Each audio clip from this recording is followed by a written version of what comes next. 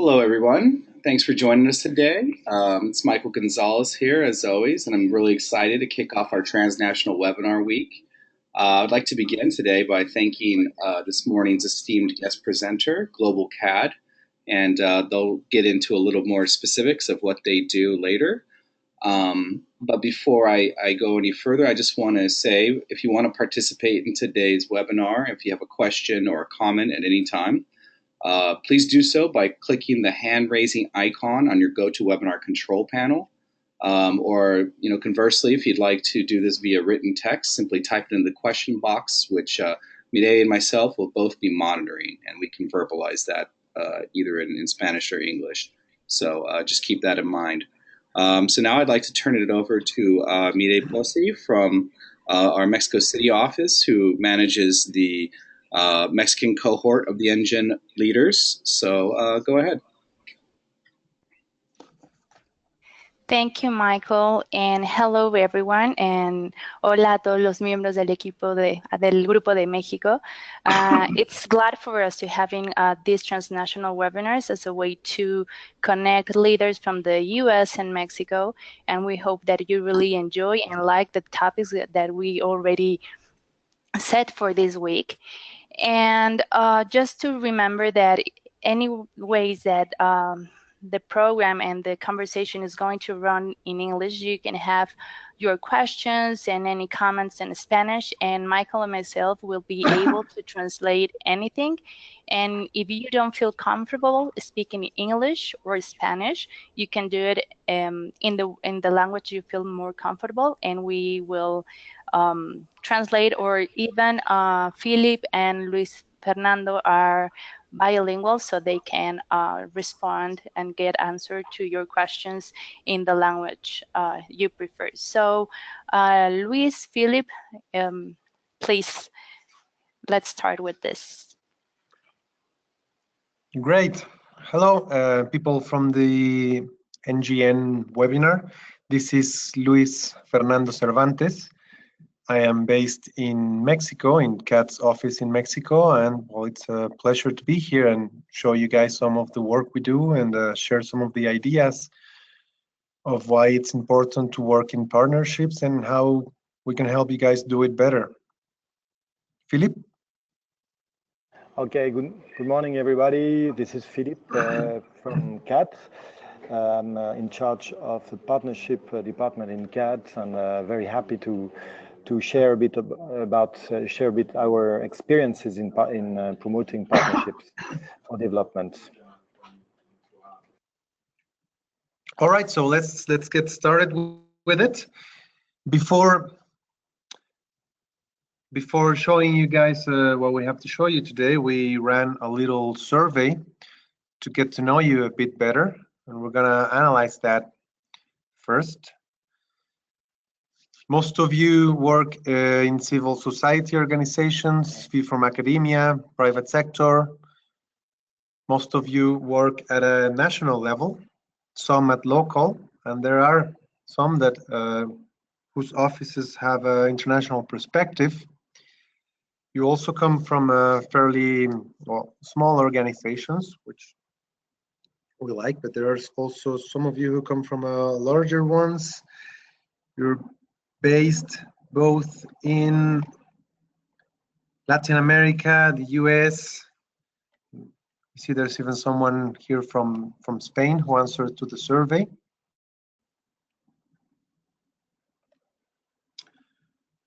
Most of you are from Mexico, which is and Spain. Few from the States. You guys know me and Philippe, we are bilingual. I am Mexican and Philippe is French, who lives in Barcelona. So if you guys have any questions in English or in Spanish, we can answer.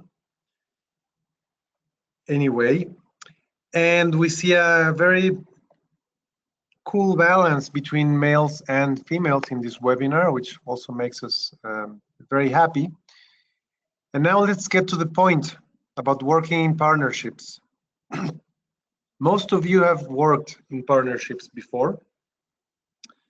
That means you've had the challenge to put your organization to work along with other organizations and you are already familiar to the hassles that this means. And so we're glad to be giving you some material that will help you do your regular work. Now, we asked you how important are the following matters in order for your organization to fulfill its goal. And the best rated question was to inspire people and call to action, as well as to inspire other organizations to action. Following by partner with other entities from the same sector or other sectors. And the least important thing that you guys manifested was the search for funding, which we will discuss a bit later on.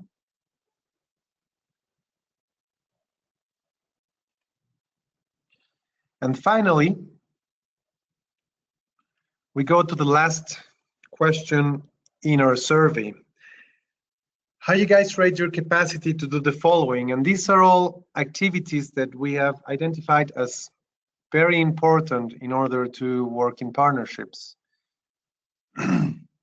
If you guys felt comfortable doing them, or if you guys thought you needed more help. And those activities that you guys manifested that you feel more comfortable doing were to develop a vision that inspires, to coordinate projects, and to promote and manage partnerships. And at the bottom of the chart are those issues you guys feel you have more trouble doing, or you need more help, and we'll be glad to give you some pointers along this webinar in regarding mapping your organization's ecosystem, evaluating partnerships, and that it's a huge issue, the matter of evaluating partnerships, and manage environmental change. And I guess Philip and I, we agree that these are probably one of the hardest part of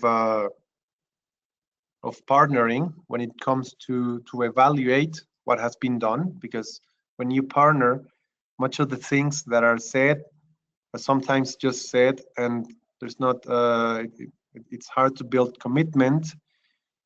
Manage environmental change, that's a tough one also. It's hard to maintain a running partnership when global context, or even the local or regional or national context, it's in constant change. And it's also, well, it's difficult to map the ecosystem. Sometimes we get too focused on the work that we do in our organizations that we sometimes avoid looking outside and then find out too late that there was someone else who was doing a very similar thing with whom we could have built a great partnership. I don't know, Philip, if you have anything to add regarding this chart. Yes, I mean, I think that's a very interesting overview of the needs of everybody. I think what we see in terms of the challenges, what I see about mapping, maybe mapping the ecosystem or evaluating a partnership. Effectively, those are two specific topics that we treat when we talk about partnerships. Those aspects are very, very key, and we'll go back to them later on. But mapping is about getting what you know. Also, you need to know what you need in a partner before getting to look, starting to look at them. And evaluating a partnership also is a very complex aspect in the sense that it's a question. I mean, is asking what do we expect from a partnership, and very often when people do not have a specific or let's say organized approach to partnership, they don't know how to I mean what they expect from it, and they don't know how to therefore evaluate the performance of it. All right, so without further ado, let's start by telling you guys a bit about what Global CAT means. It's a developing consortium where we have a multimedia house production. We do social documentaries. We have a foundation, an innovation center, and we also do consulting. And that's our primary goal today. It's to share with you guys some of what we've learned in building partnerships for development. We work as a network of experts in development who have worked in several areas of development banks, multilateral agencies, governments, and we have too often seen that organizations sometimes work separated and don't communicate well, doing the same mistakes over and over. And so we share the conviction that we could add more to development by helping organizations to build lasting partnerships. And that's our vision, that's our view. And that's why we're here to share with you guys some of our knowledge in the subject of building partnerships. Now, about the outline of the presentation, we're going to be talking about 50 to 60 minutes, introducing you guys to what we mean when we talk about partnerships, when to partner, what are the key principles for effective partnerships. We're going to share with you guys a methodology that we have developed in order to ask your organization the relevant questions at each stage of a partnering situation, and also some relevant aspects that you must have in mind. Now, it is very important for me to tell you that most of the concepts that we're going to share you are not difficult to understand, but what's really sometimes a challenge is to really live by them and to really transform our organizations to live by them and be transparent, equitable, inclusive. Those are the real challenges, not so much, someone telling you what has to be done, but all of the work that it takes for organizations to really live by this. And this is what we do for life. We help organizations not only these concepts, but also precise mechanisms on how to live by them, and in that regard, help them have better impacts, either social or environmental impacts. Now, the house rules, well, we'll try to be prompt so that we can start and finish on time. We actually began this webinar at precisely 11 o'clock. So we're already on track in that matter. We'll try to be concise in our speaking, and that will allow the greatest number of ideas to come out. And also, you guys, when you ask questions, try to formulate them in a concise way. We will, of course, respect everyone's idea, and everyone's questions are welcome. Remember to write down your questions for the final part of the sessions, where we will do the Q&A part of the sessions, and remind you that both English and Spanish are accepted. We have agreed to give this webinar in English because we understand that that is the language that it's shared among all participants. But if you guys have a question in Spanish, we can also answer it in Spanish. There's no problem with that. By the end of this small course, we hope you guys have gained a comprehensive understanding of the rationale for and the risks of partnering, and when to and when not to partner. And now, in this regard, it's important for you to know that when we talk about when to and when not to partner, it's not like following a recipe. We're mostly going to talk about principles. And so you guys should partner when you see these principles and try to reach these principles before you partner, because we've seen a lot of partnerships fail, and we've sort of deducted mainly why we believe that happened. We will also see an overview of what the life of a cycle of partnership looks like and what are the relevant questions that you should ask at each stage in order for your partnership to be sustainable. And we hope you guys gain a clear understanding of the process of developing partnerships and an appreciation of these guiding principles, the challenges that you will face, and the factors of success, and also gain a set of tools that are aimed to carry out when you're trying to diagnose this and map key organizations around your ecosystem with whom you want to partner.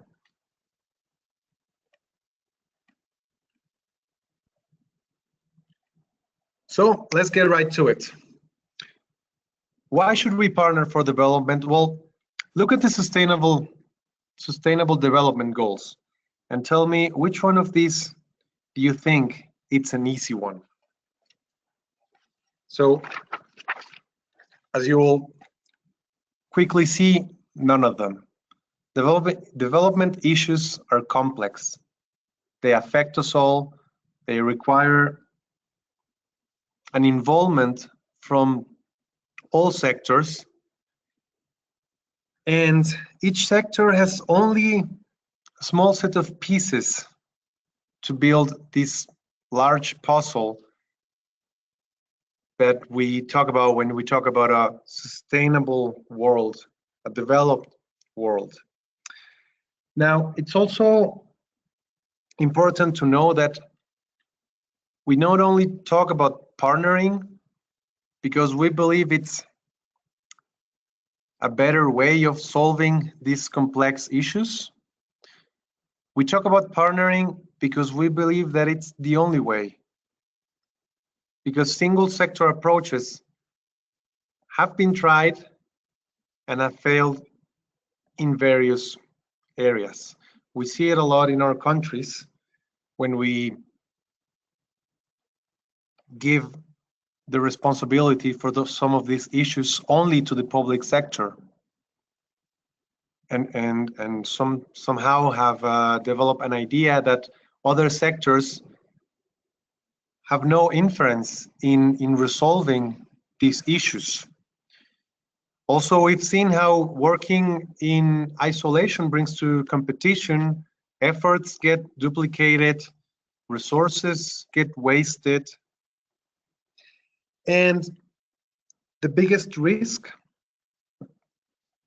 is to develop a blame culture in which if we fail in each one of these goals, we can point to someone and tell him he's not done its job, when at the end, it's the job of all of us to reach the goals that are set forth in this global agenda. And this global agenda, it's nowadays the largest framework in which we think when we talk about sustainable development, but it's not limited to these 17 objectives. We could talk about some other issues that need to be resolved in terms of sustainable development that need a consensus among all sectors.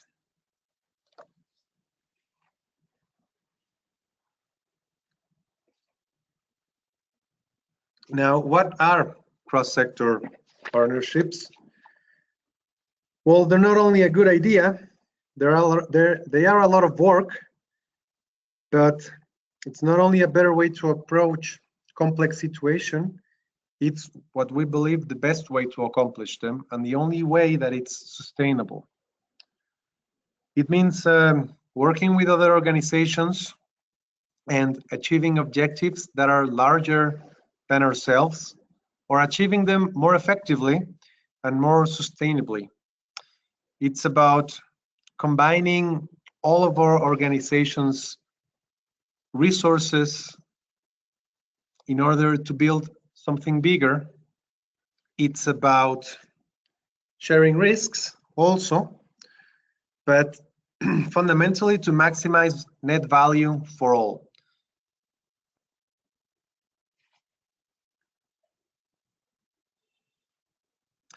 Now, when we talk about partnerships, we really are talking about a broad spectrum of ways in which organizations can organize themselves, assemble, and start working together. And maybe this is a slide where I'm going to stay a bit more of time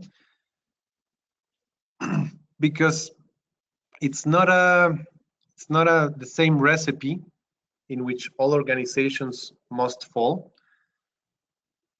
At the end of the spectrum, we see a network. And a network, it's a sort of a partnership where there's less level of engagement, less independence, lower levels of risk. And probably the most common example of how a network works is Facebook. And we as organizations can also work a bit like Facebook does. So what does Facebook does? It gives us a structure where we can all work with our own objectives. So people sell stuff in Facebook. Doesn't mean Facebook it's made for selling. It's just a structure that people use for that matter. Others meet new people and end up using the structure of the network to get to know people and find suitable dates. Some other just use Facebook for feeding narcissist selves, and that's all right. The guy who uses Facebook for selling is not in competition with the guy who uses it for finding a date. It's just a structure that they all use for their own end. And in that sense, we can form networks along with our organizations in which we can share information, make it available to all of us. But as we start transitioning through the spectrum, the level of engagement, interdependence, the level of risks, the aim of going for the same objectives and the accountability starts to increase. Then we transition to a coalition. And then we're in a partnership where we're not only setting up a structure to share information among organizations. At the point where we're in a partnership, we've all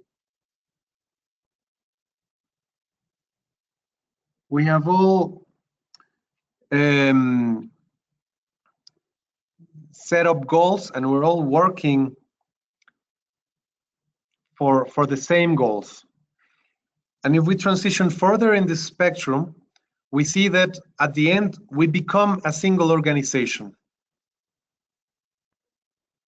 So we want you guys to have in mind this spectrum of possible ways in which organizations can collaborate, so that when we talk about partnerships, you know that you can always suit it to your own purposes.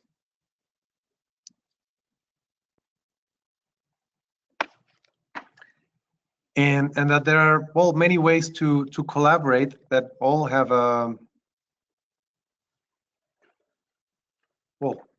there's just different ways. Now, if you're gonna work in partnerships, it is important that you know other sectors. And I'm gonna stop a little bit in this slide also because all of us, we have prejudice of how other organizations work, and we must account for prejudice that other organizations have about ours. So we all think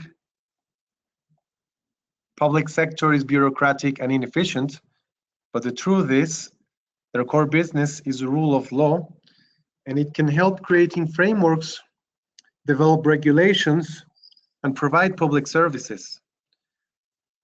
Many people think that the private sector it's only greedy and self-centered, but it's important to realize that they're just profits driven, and that's also something we can work with. People tend to think that civil society is powerless and uncoordinated, but we've seen examples that defy those views. And the most important is that it's value driven, and it's where there's more space to innovate. And every sector has a case for partnering. Now, we're talking here about 3 sectors, just for simplifying, but you guys probably, some of you come from other than the public, private, or civil society. There's academia, there's development banks, and everyone has a case for partnering, and it is very important that we know everyone's case beforehand so that we can bring that to the negotiation table. I think, Luis, at this level, what is important when we partner is actually talking about sectoral level, is very often, especially in the case of cross-sector partnerships for development. So I don't know if all the participants have been involved into cross-sector partnerships. Very often, well, we see partnerships among civil society organizations or between themselves, or partnerships between different universities, or so on and so on. And what is interesting here as a partnership specialist is when you have those cross-sector partnerships, and what you see is that there are many topics, and when you start, like, let's say, brokering a partnership and promoting a partnership among several sectors, you see that you always find the same topic about the sectors, and that's when it becomes interesting, because if you know that everybody has the same topics about the sectors, you can move ahead and also understand that everybody has a case for partnering, and that's what we are presenting here. And really the idea behind the cross-sector partnership for development is really that every sector has something to bring. So then what is really the point is, you have to see the differences, accept the differences, and then find a common denominator where you can work with. So just a little point on this. I'll let you go on, Luis. Do you want to take it from here, from risks? Okay, I can carry on. Okay, so. I mean, what we see by experiences also, there are many partnerships and many fails. So that's a partnership also, especially cross-sector partnerships, is really an adventure, and with many reasons. Well, there might be many causes for failure, no? And very often what we see, of course, this cultural shock implies that people have different ways to approach problems. Very often also a very important topic is like the information available, because you can have a distortion of information. Some might access to the information in one way, the other one in another way, and you might have some problems there, conflicts, etc. And also in terms of partnerships, partnership doesn't work when you have a power imbalances, or when you have some people that don't have let's say return of investments, even if we talk just about time.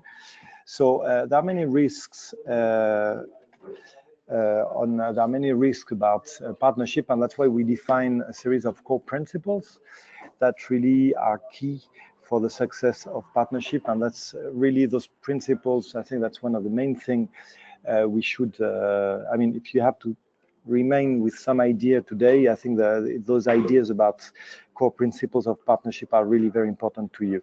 So maybe you can move on to the next slide, Luis. Okay, Luis. Okay, so the first one, and we've seen it so many times. It may seem obvious, but it's not necessarily obvious is to have common goals, because often we've seen, like recently we were in Mexico in the Chiapas areas, and we see people partnering because they are in the same area, same region, the same territory, and they say, we should work together, but you see them working together, but they don't really have a common goal. So it's very important to define a common goal and to be focused on something concrete, tangible, so that you can move in the same direction. So that would be the first principle. Make sure you have the common goals, because it can be obvious at the beginning, but then you can forget. The second one is about transparency, and that's a very, very, very important one, which has to see with the incubation phase. When we're talking about the preliminaries, let's say, of a partnership, so you've got an idea, you want to develop something, and you gather organizations together from different sectors, and sometimes you are reluctant to really maybe communicate what you want. And this is really key, because transparency is about finding a common ground and being really honest about what you need, what you want to achieve through the partnership. So it really, to get to that point, you really need to build trust in the group of organizations. It takes time, but you'll understand that if you gather an environmental NGO with a multinational company working in let's say in the wild forest, well, you might have really different views. So it's not about judging, it's about communicating what you really expect from this partnership, and then people can accept it or not. But this is absolutely crucial to present what you really need, because then with when you start implementing the partnership, if some do not have communicated or their what they were expecting from the partnership, you might start to have a gap, and this gap after a while will create a conflict or difficult situation. So the clearer the better, and that's why transparency is so important at the incubation phase and then in the implementation phase. And then the third principle, you can see those two characters, and this is valid for this situation can work in many cases. Sometimes, of course, one from the let's say from the civil society would think that this big man is like the big multinational, while the small man is like let's say the civil society organization in a local territory. But sometimes it changes.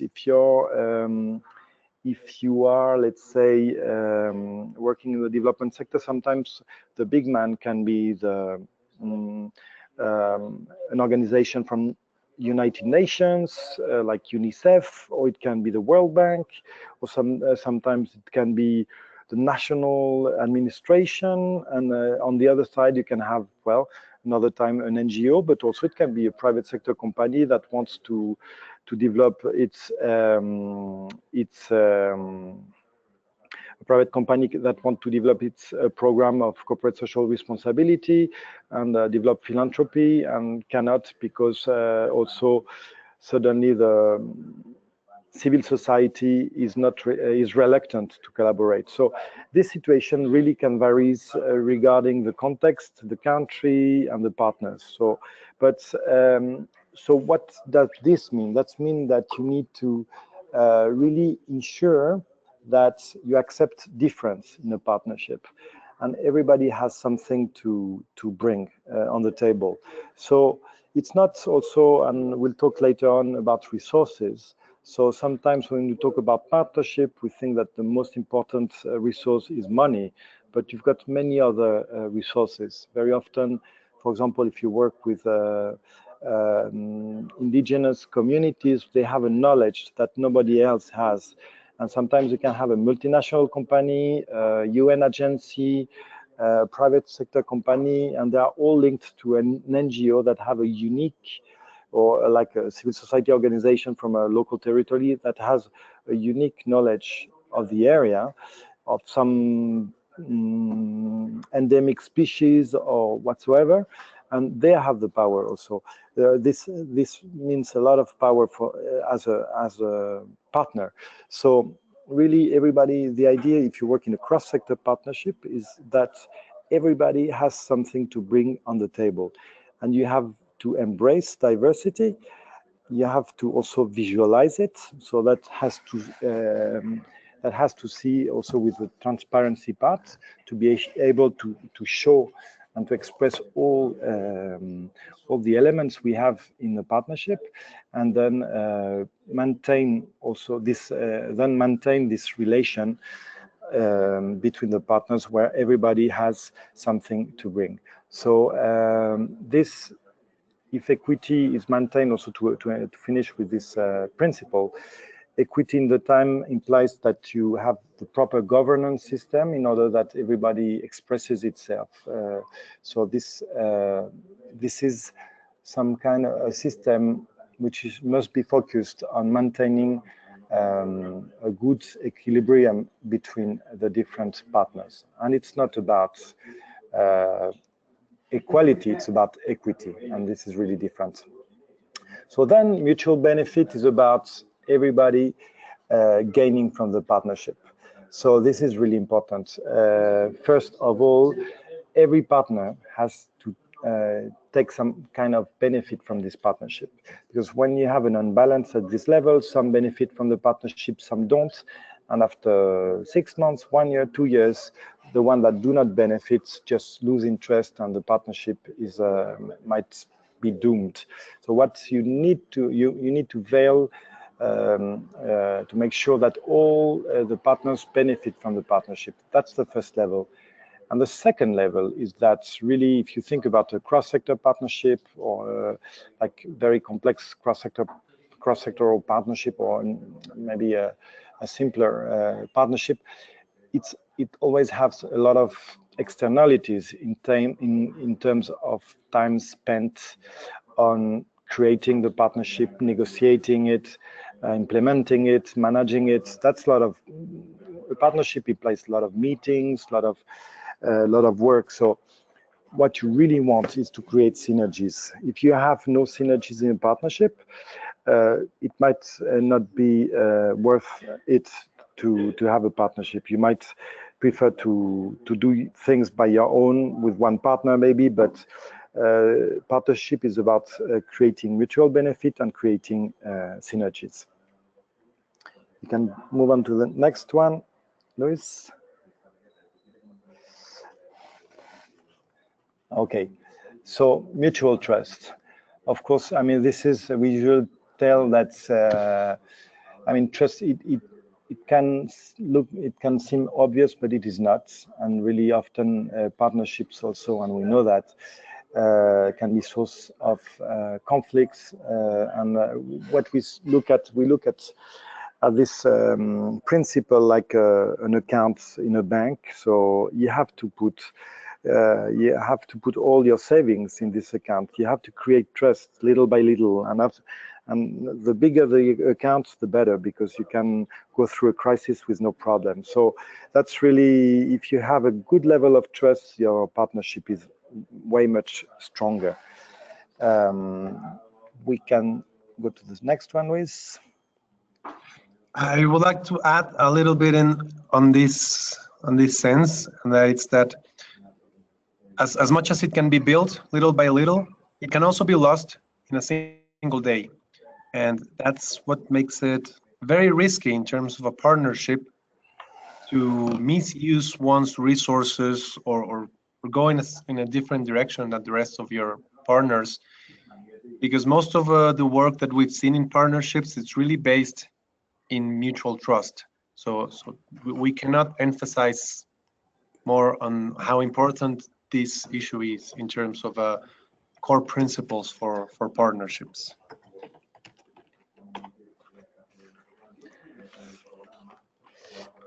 And the sixth principle for us, I mean, at CAD is really about being focused on really being results oriented. So it's really talking about results oriented management.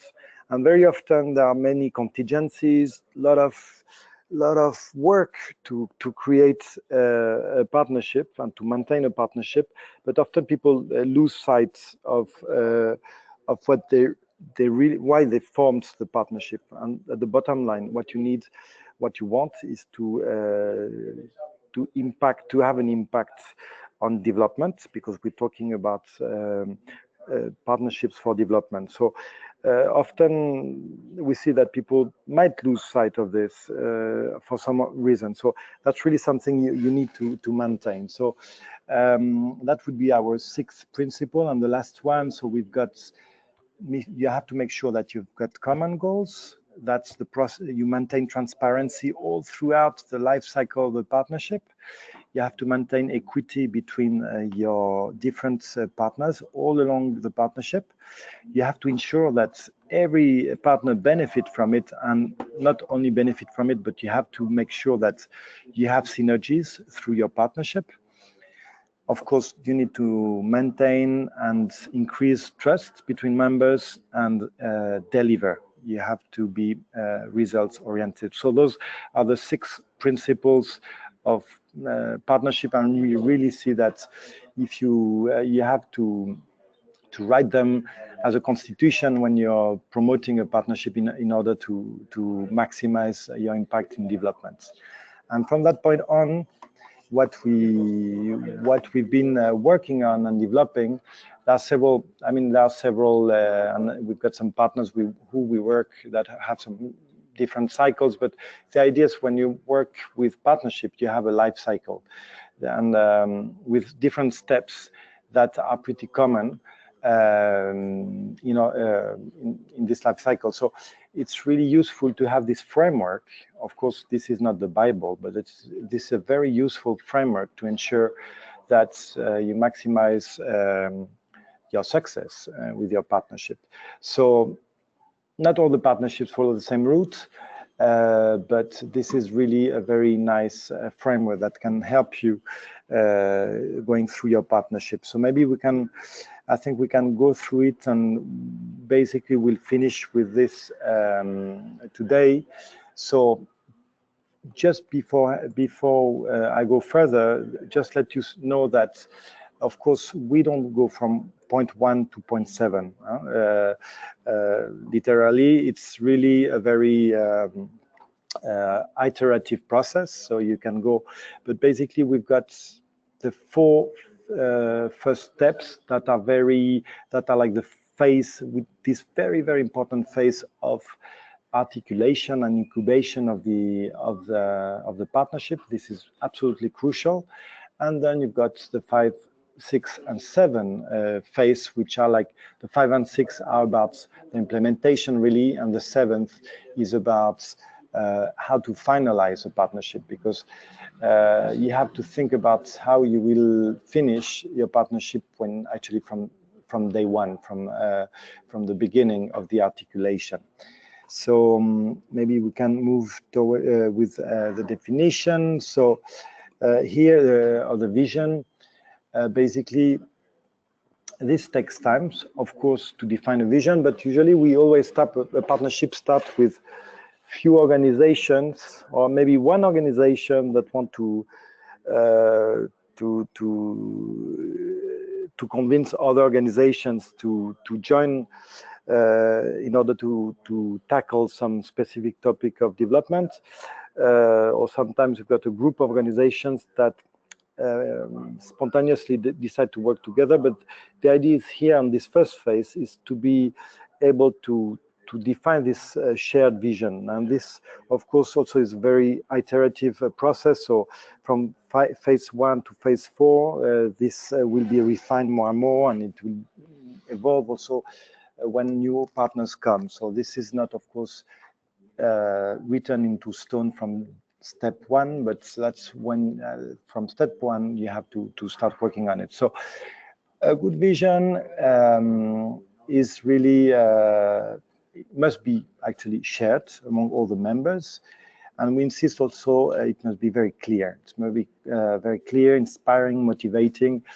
It must be short. Very often we've seen missions or visions that are really complicated. So the shorter the better. Less is more. And really it has to motivate, it has to engage people. It has to generate buy-in. So this is really a very important phase for the partnership, because it will condition all the rest. No? But also the vision is also, of course, will maintain the course of the direction of the partnership all throughout the life cycle of the partnership. So that is the first step of the defining the vision. Then we've got the second step, which is really when actually you have defined more or less where you want to go, you really need to look at yourself and who am I as an organization? Because often also we see people want to partner, but they don't make this introspection of looking at who they are. So for this, you really have to look at your strength, your resources, but also your necessities. And the idea of the partnership is actually to generate synergies and complementarities. So you look at your you look at your resources, identify those resources, and you look at your needs. And from this, you can start defining also actions needed and partners needed. And also, as I was mentioning a bit before, in this phase, in the phase 2, and we usually when we work with partners on this, we do like really we do some diagnosis, internal assessment of resources. So and we always focus on the fact that resources are very there's a lot of variety of resources. So of course you've got financial resources, but you've got human resources. Sometimes you've got an organization that have a lot of staff that can help in a partnership to deliver a certain number of things. It can be a private sector company that suddenly have some volunteers for something. Sometimes it can be also some experts on one area or another one, and it's very linked to the knowledge. Also, knowledge can be unique, as I was mentioning before, like the typical situations of let's say indigenous communities that have a unique knowledge to communicate, to share, and to preserve. So that's the typical example of people that can bring something, and knowledge, where knowledge is key. Capacities, of course, is very linked. The relationships has to see with networking, and sometimes a partner might not be an expert in one area, but might have a wonderful network of contacts, and sometimes that's what you want, that's what you need in a partnership. So this is also very important. Other aspects are like the communication, for example, communication capacity. You might need to partner with someone who is able to communicate, to create messages, to access networks that are relevant to what you do, etc., etc. So really, when you think about resources, you have to think about the whole variety of resources, and think way beyond financial resources. So in this phase, you identify those resources, the one you have, the one you miss, and from this you can define actions, lines of actions. You can usually, it's very also, we advise people to organizations to make a typical FODA or a SWOT analysis, a SWOT analysis, in order to really look where they are. And from this, when you know yourself pretty good, you can start to look at your ecosystem, which would be the third phase of our life cycle.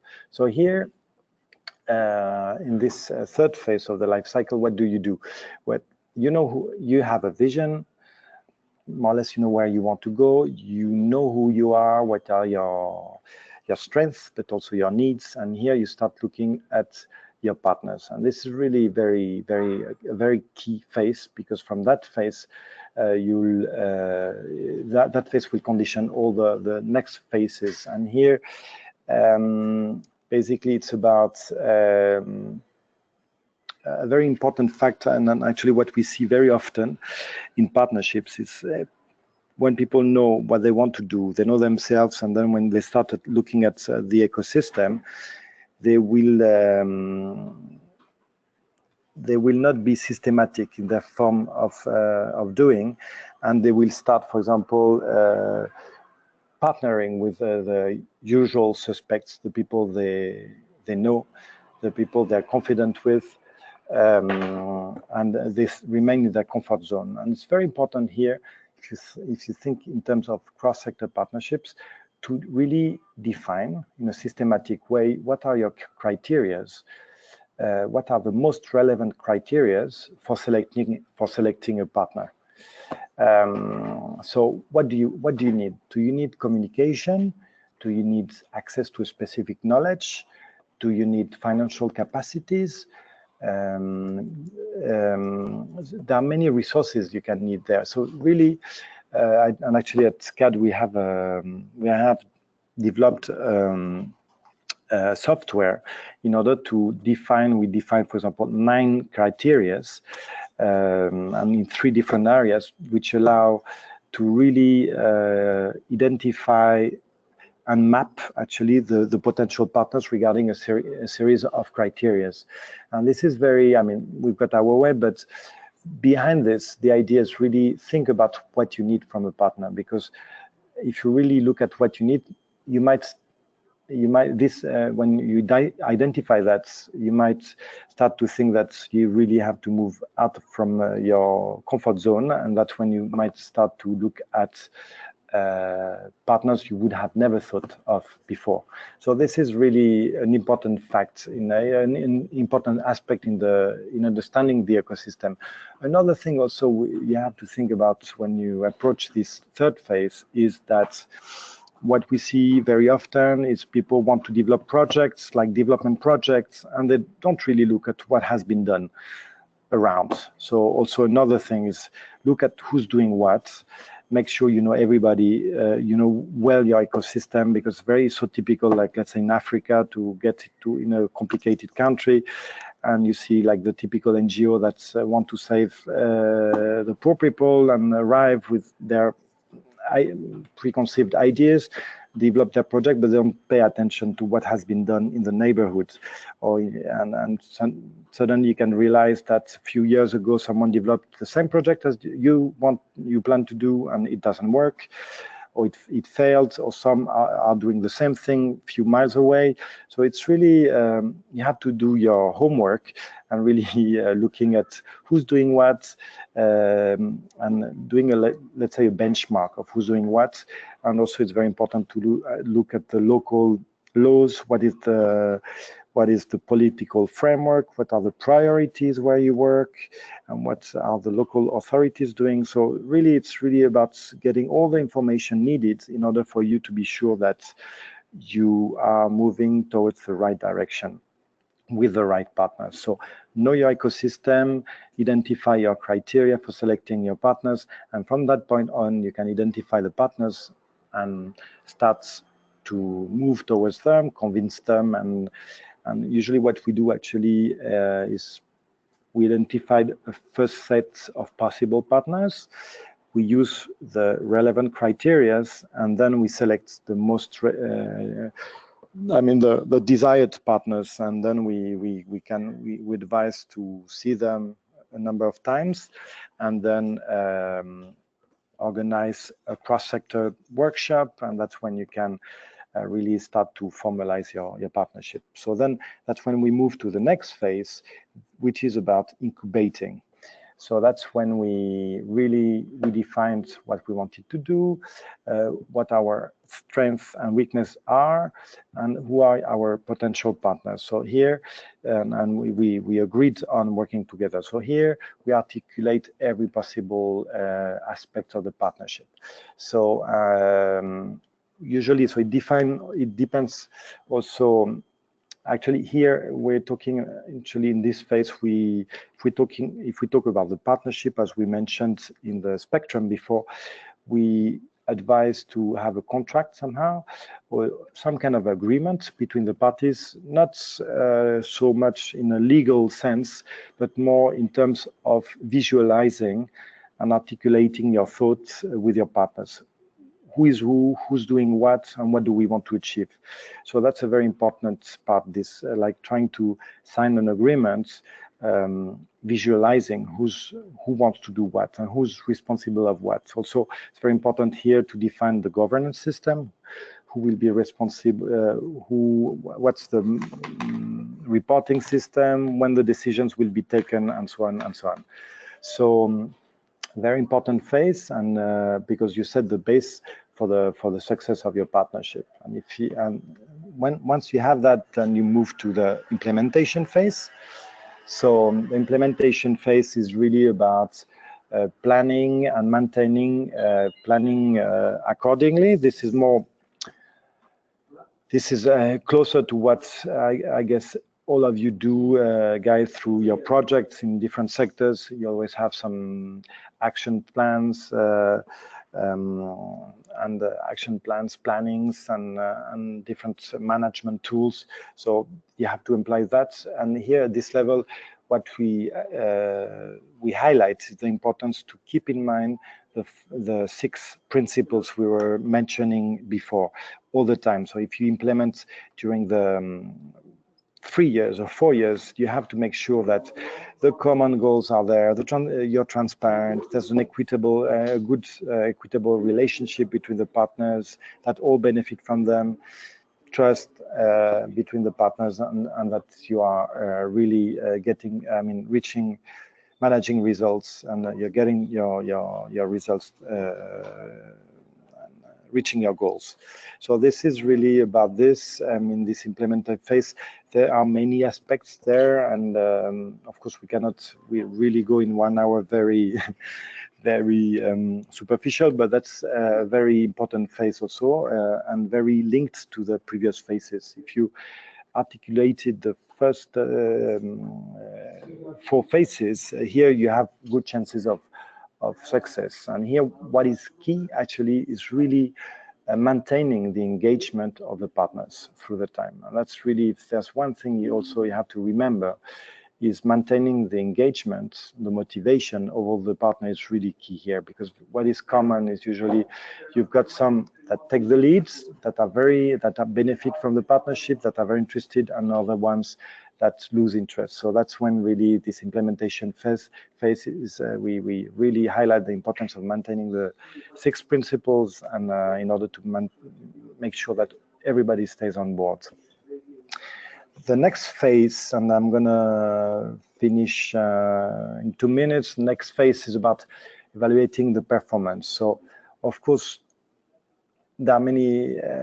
Here we talk about assessing how we've been doing so far, but of course, the monitoring and evaluation system has to be designed previously. Of course, it has to be designed from actually step 1 nearly, because if you've got a vision, a mission, well, you've got some ideas of what you want to measure, and then it has to be articulated in the incubation phase, in phase 4, of course.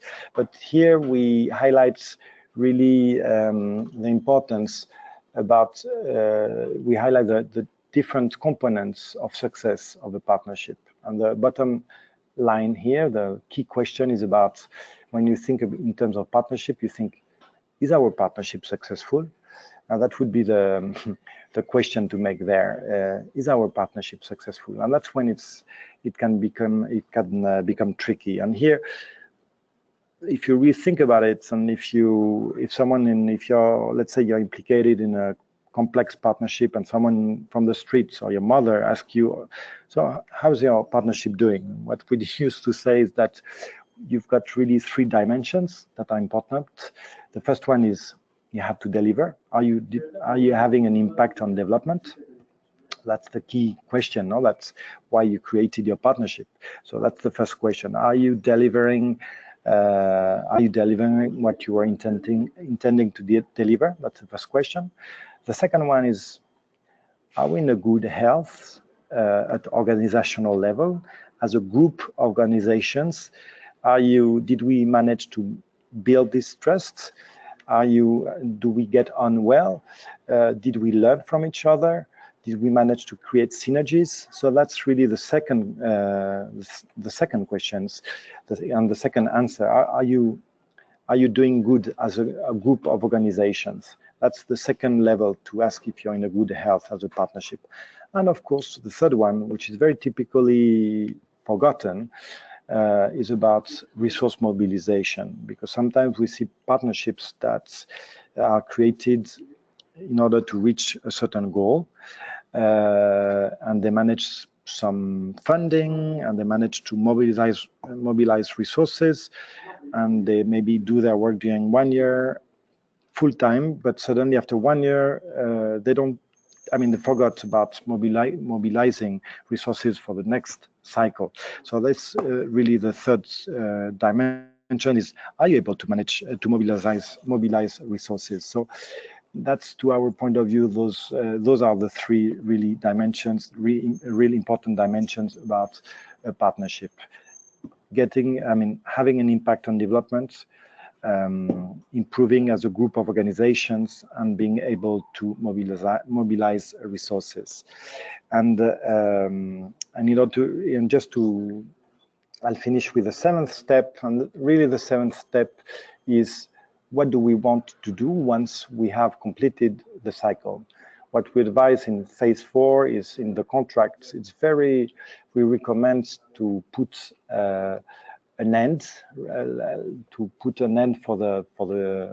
for your plan.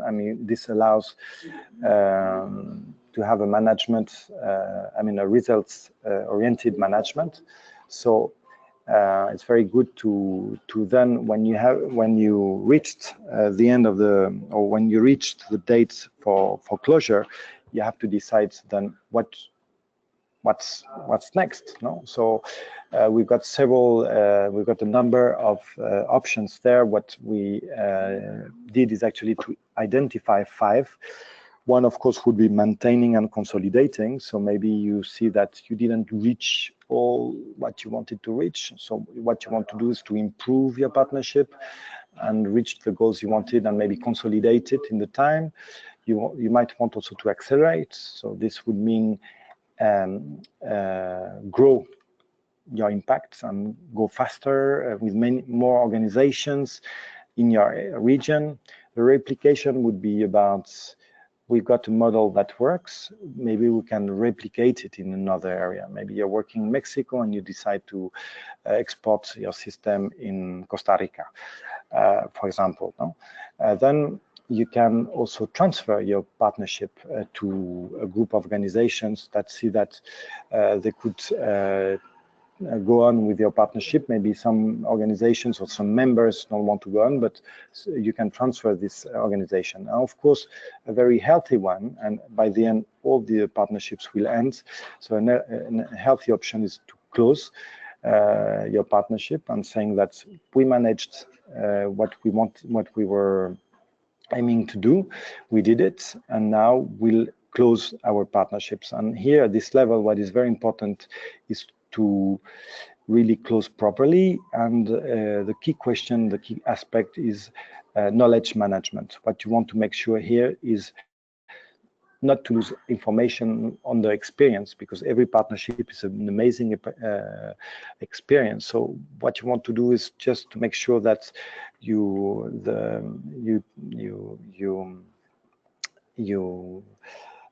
remember. You take the lessons learned. No, you learn from you take the lessons from this experience, and you manage to keep this experience and communicate it to the different organizations, to the beneficiaries, or let's say partners, and of course to the donors and the society at large. It really depends where you work, but this phase is very important. And also, as we're talking about cross-sector partnerships for development. Really, what you want to do is communicate what's working and what's not working to your peers. So I think with this I can finalize the cycle. So the idea here is from that one we could go back to the first phase, and of course, as I said, this life cycle of partnership is really a framework.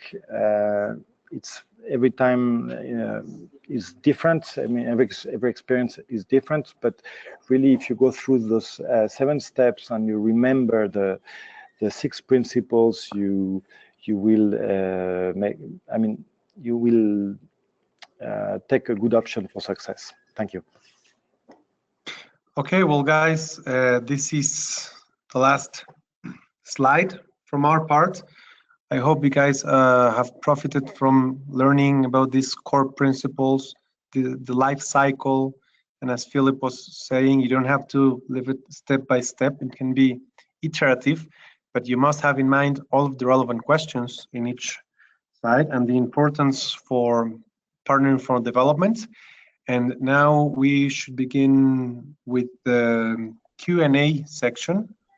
I don't know if Mireille and Michael are there, and how exactly are we gonna do this? If you guys are gonna write them down, or if you're gonna get your mics open, we are open for questions from you guys.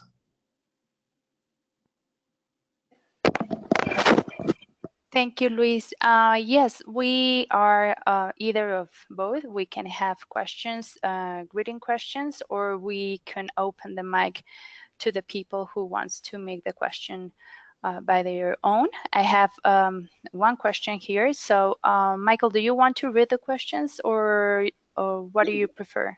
You can go ahead, please. Okay.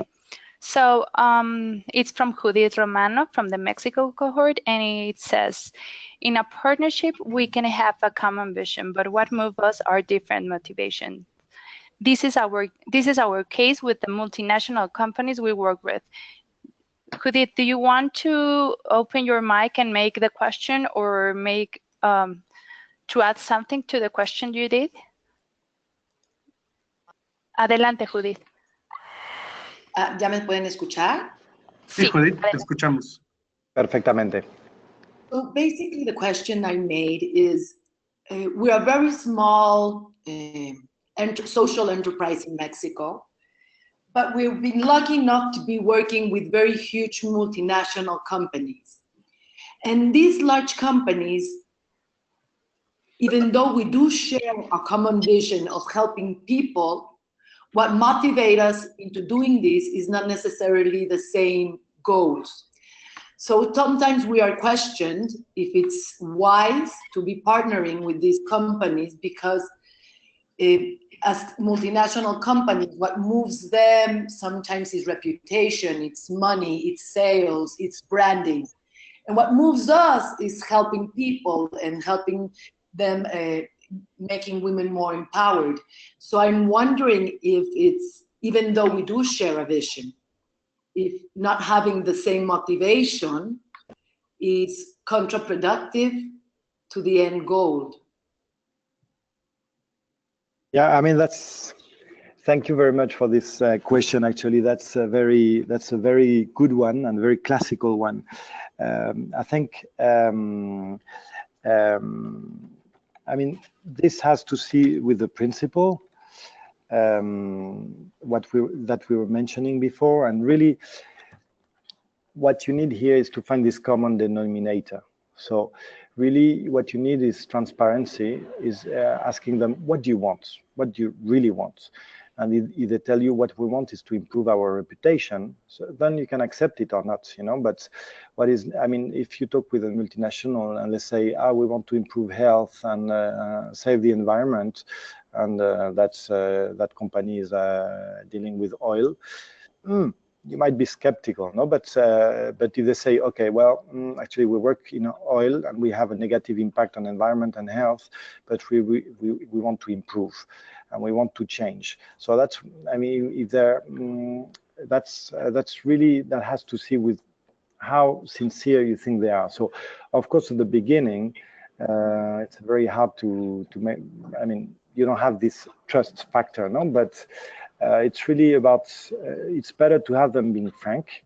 Okay, we want to improve our profit, and or we want to improve our reputation, and from that point on, you can decide whether you work or not. But that's where you have to decide. But the first thing is, if they are transparent and they tell the truth, even maybe you find it an inconvenient truth, well, in this case, you might decide not to work with them. But maybe with what they give you, well, you find a little common denominator that you can start work on and where you can start to produce change.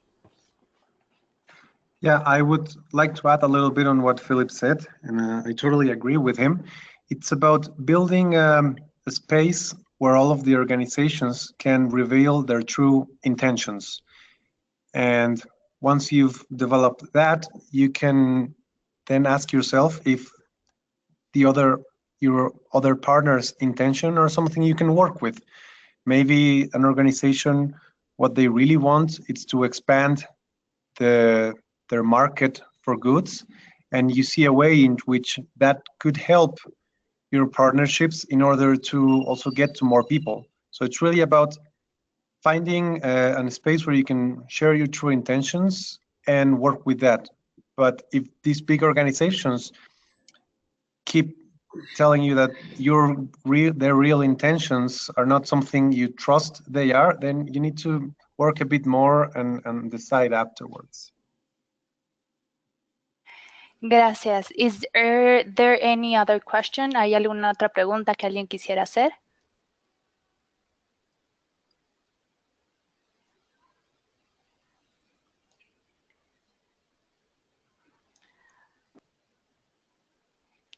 You can make it in English. Yeah. Adelante, Judith. Okay, so thank you for the previous answer, and I agree completely with both of you. It's just investing more time into really finding the underlying motives that are behind the companies that we're working with. And then the next question that I have in relationship to this is that expectations, we need to go back again, as you're stating right now, we have to go back to the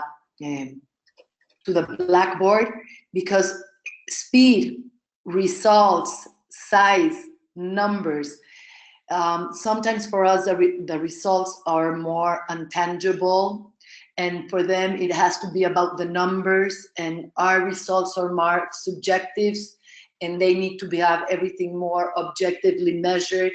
So these bridges that need to be built between us and the larger companies,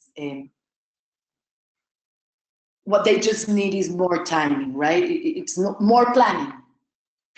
More time, and I will also go back to the first fundamental principle about having not only a common goal, because you obviously are both working on the same goal, but also not having fundamentally different ways to achieve it.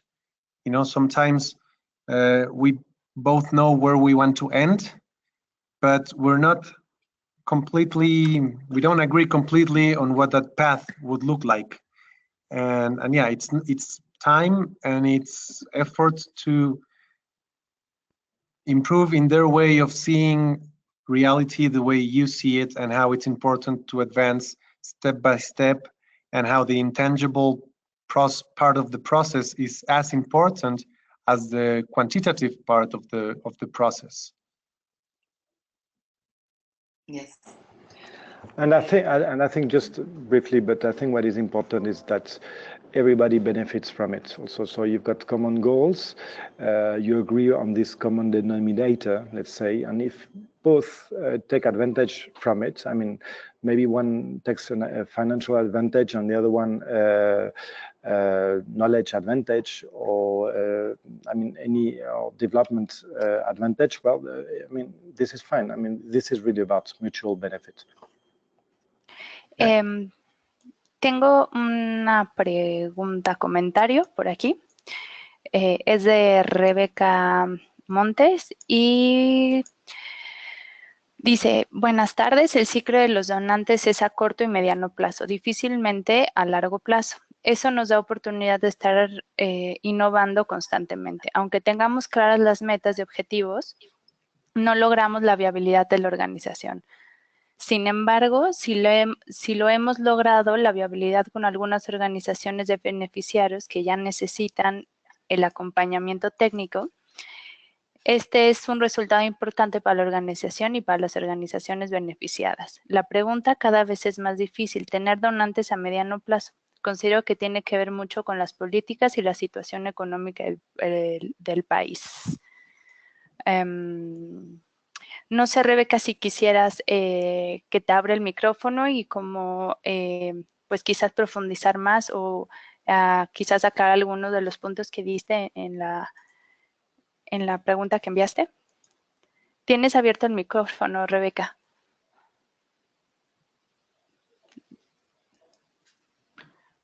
Creo que no. ¿Puedes repetir la pregunta? Sí, espérame, que es un poco larga. A ver, creo que es más un comentario que... De los donantes, ¿no? Sí. El ciclo... ¿Te lo doy o qué prefieres? Tú dime. No, sí, yo lo entendí también más como un comentario. Nosotros hemos encontrado que hay algunas fundaciones que trabajan, sí, más a largo plazo, pero tal vez la mayoría sí tiene ciclos más bien anuales o bianuales, incluida, por ejemplo, la misma administración pública en México, que difícilmente hace cosas más allá de una presupuestación anual. Y bueno, eso más bien es un reto. Hay que siempre abonar a ir cambiando la cultura hacia una cultura de más largo plazo, pero en lo que la logramos cambiar entre todos y abonando a las bondades que eso trae, pues sí, los ciclos cortos en realidad representan un reto sobre el que hay que trabajar y aprender a ser eficientes, a entregar productos al año, que tal vez no es el end goal que estábamos buscando, pero que nos lleva y con eso poder ir justificando nuestro próximo ciclo, nuestros recursos. Aunque tengamos ciclos corto plazo, planear a largo plazo simplemente con productos entregables cada año o avances. Tienes abierto el micrófono, Rebeca. No sé si quieras complementar lo que habías escrito.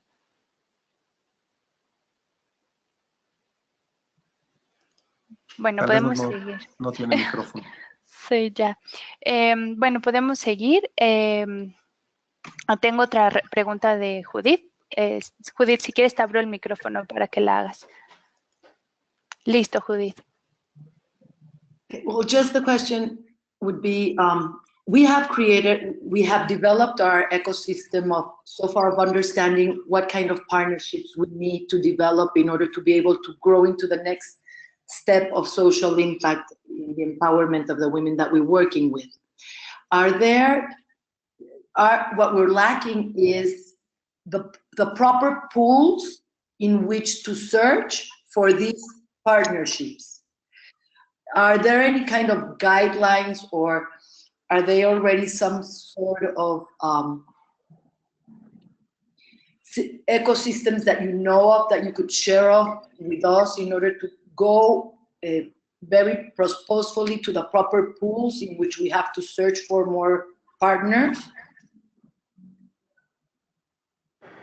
Okay, there is no magic solution there, no? Really, if you work in an area, you've got to develop a knowledge of your area and of the possible partners. So if you look, the thing is really, I think, when if you don't know where you want to go, it's very difficult to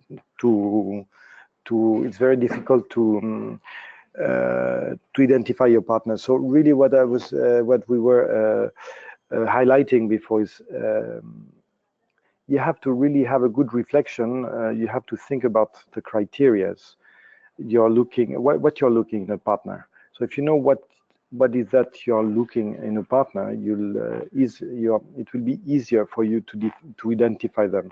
So I think this very often is very interesting. If you're one organization or a group of organizations, it's very interesting to define what is really important for us when we look at a partner, when we look for a new partner.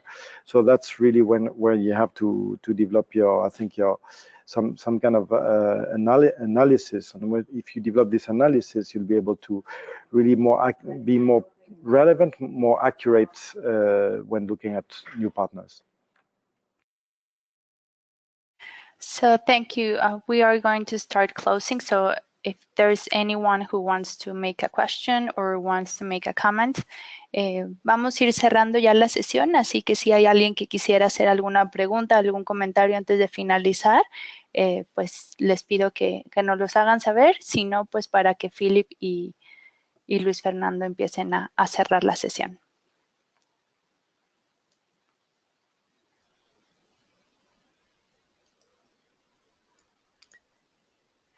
Creo que no hay más, así que there's no more questions and comments. So Luis and Philip, if you want to start closing, and we are going to share the PPT with you via video and email, so you can have the presentation for your information. Excellent. Well, thank you guys for the opportunity, and we hope this is helpful for you. Of course, thank you, Mireille, for sharing the presentation, our emails. We can start collaborating and answer any questions that you have further. Send us an email regarding this webinar, and we'll be, of course, open to answer any questions if you have them in a more private sense. And well, reminding you that this presentation gives you only like a broad view of what partnerships should look like, and there are concepts that are easy to understand, but you must, and I cannot be more clear on this, you have to live by them. It's not just knowing that you have to build trust. It's really, we've seen organizations that have built up a level of trust where they work as people in a relationship. They complete each other's actions, right? So it's about getting there, because at the end, well, organizations are made of people, and this is the human side of social development, is to really take our organizations to the level where we work with others as if we were in a relationship, and we solve problems because we love solving them.